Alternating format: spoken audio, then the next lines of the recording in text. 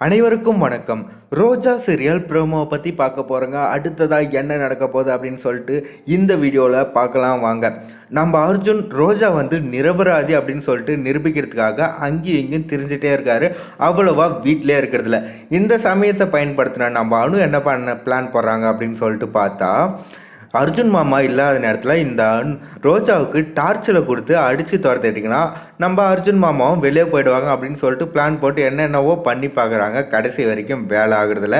இந்த மாதிரி மறுபடியும் குடைச்சல் கொடுத்துட்ருக்க நம்ம அணுவை ரோஜா நம்ம ரிஜிஸ்டரை வச்சு வெளுத்து வாங்கின மாதிரி நம்ம அணுவையும் பல்லார்ட்டு வெளுத்து வாங்கணும் அப்படின்னு சொல்லிட்டு நீங்கள் நினச்சிங்கன்னா இந்த வீடியோவுக்கு ஒரு லைக் போட்டுங்க.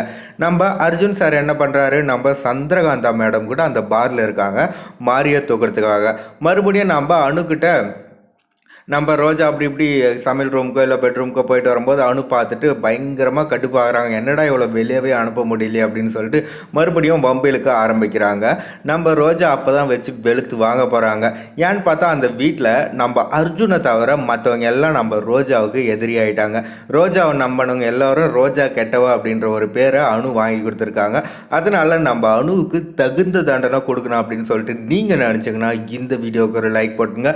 கண்டிப்பாக நம்ம அர்ஜுனும் மாரியை தூக்கி அடுத்தது ஞானவேலை தூக்கி ரிஜிஸ்டர் ஆஃபீஸில் அந்த 2 கோடி ரூபாய் சொத்தை எழுதி வாங்க தான் போகிறாங்க.